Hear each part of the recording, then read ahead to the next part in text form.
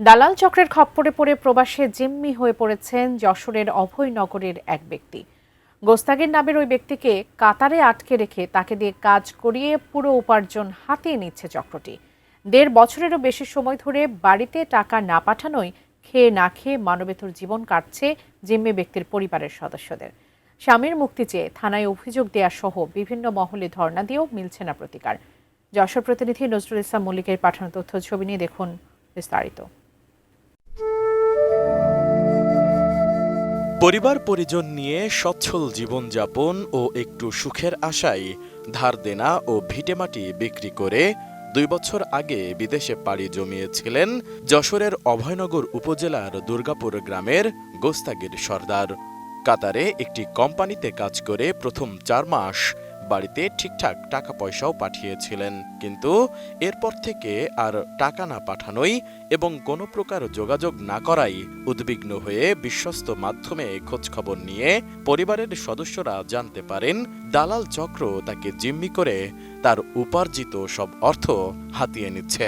এভাবে কাটছে ১ বছর ৮ মাস। ফলে সুখের পরিবর্তে সহায় সম্বলহীন গোস্তাগিরের অসহায় পরিবারে নেমে এসেছে অভাব নামক অমানিসার অন্ধকার। রোজগারহীন পরিবারটির প্রতিবেশী আর স্বজনদের করুণায় কোনো প্রকারে খেয়ে না খেয়ে মানবেতর জীবন কাটছে। তার ওপর বিদেশে যাওয়ার খরচ বাবদ বিভিন্ন এনজিও থেকে চড়া সুদে নেওয়া টাকার জন্য এনজিওগুলো তার পরিবারকে প্রতিনিয়তই চাপ দিচ্ছে। অনেকটা পালিয়ে বেড়াচ্ছেন গোস্তাগিরের স্ত্রী শাহিদা বেগম ও কন্যা সুমাইয়া আক্তার। কোয়ালিটি সম্পন্ন আন্তর্জাতিক মানের still bar CSRM, committed for better still.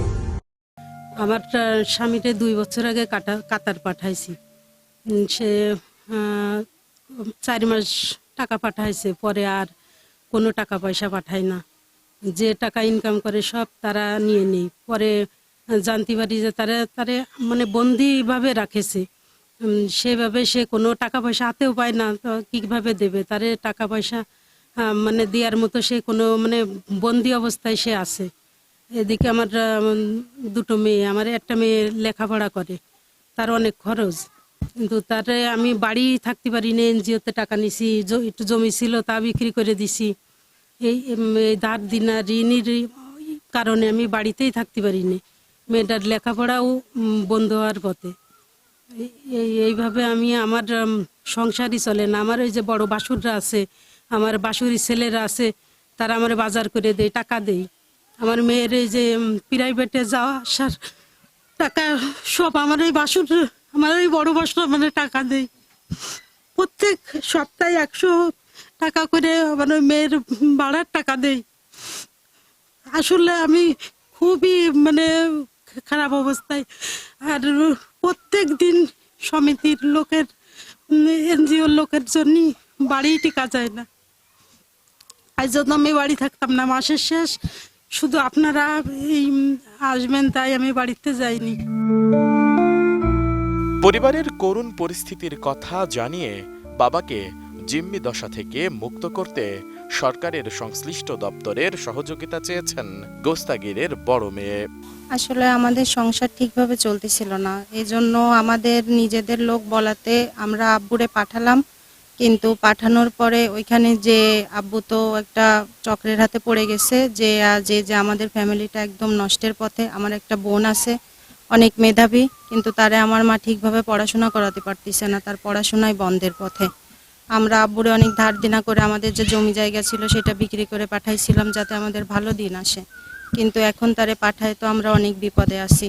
আমাদের সংসার তো চলতেছে না, আমার বোনের লেখাপড়া বন্ধ হয়ে যাচ্ছে, আমার মা বাড়ি থাকতে পারতেছে না। দিনাদাররা প্রতিদিন আসতেছে, প্রতিদিন সমিতির লোক আসতেছে, এসে তারে কেউ বাড়িতে থাকতে দিচ্ছে না।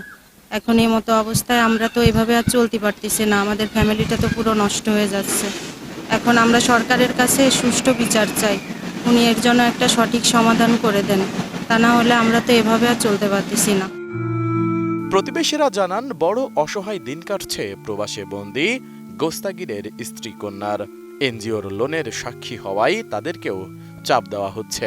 আমার এক কুটুম ভাই, উনি 2 বছর বিদেশ গেছে কাতারে। 2 বছর যে 3 মাস কি 4 মাস যাও কম বেশি পয়সা করে দিতেছে। দেওয়ার পরে উনি এখন ওরে আটকায় রাখেছে তারা। বন্দি।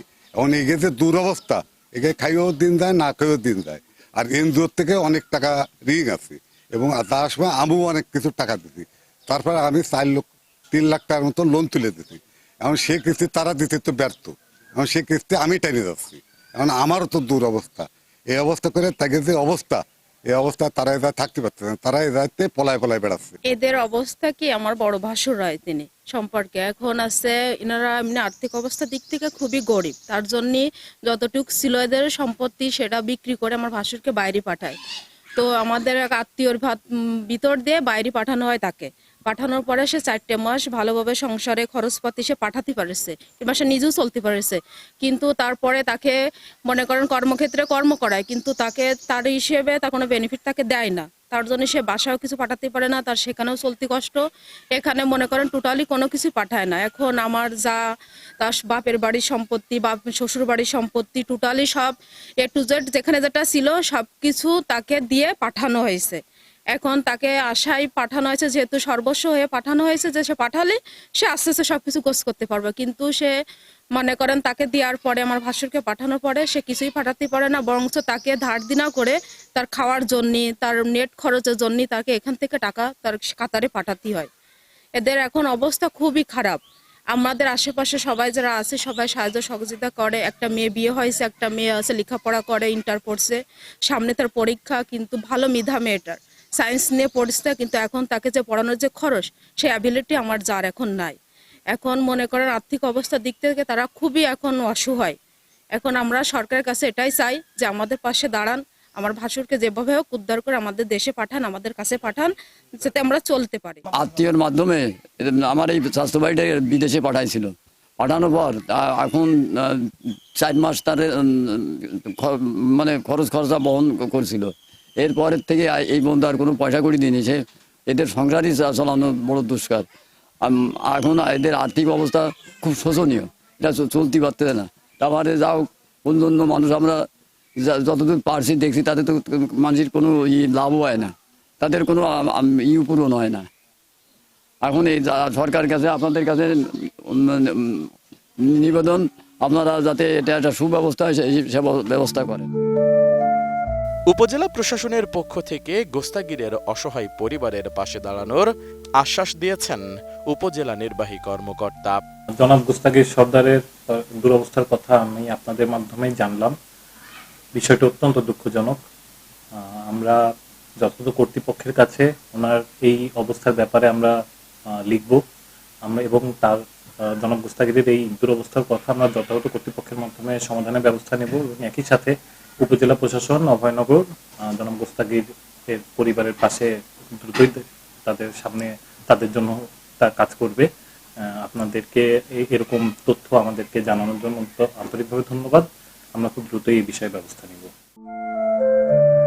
ভুক্তভোগীর পরিবারের অভিযোগ, কাতারে গোস্তাগিরকে বন্দি করে রাখা প্রতারক চক্রের সদস্য যশোর সদরের কচুয়া গ্রামের আজিজ মোল্লার ছেলে মনিরুল মোল্লা, একই উপজেলার নাতিগঞ্জ তাঁতিপাড়ার মুমতাজ মোল্লার ছেলে এনামুল, তার ছেলে সিয়াম ও স্ত্রী রোজিনা বেগমের বিরুদ্ধে যশোর কোতোয়ালি থানায় একটি অভিযোগ দায়ের করলেও অজ্ঞাত কারণে অভিযোগটি আলোর মুখ দেখেনি।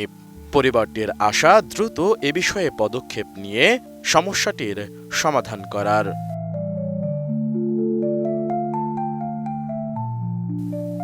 S I Raj, desk report, ATN news.